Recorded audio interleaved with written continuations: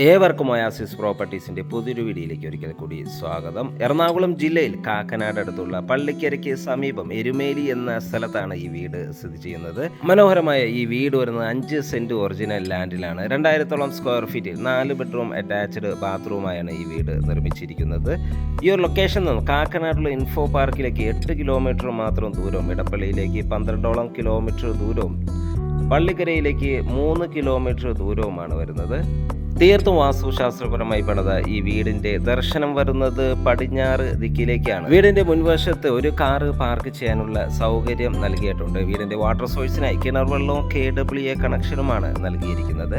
ഈ വീടിന്റെ ഗ്രൗണ്ട് ഫ്ലോറിൽ living space, dining area, 2 bedroom with attached bathroom, kitchen, work area എന്നിവയാണ് വരുന്നത്.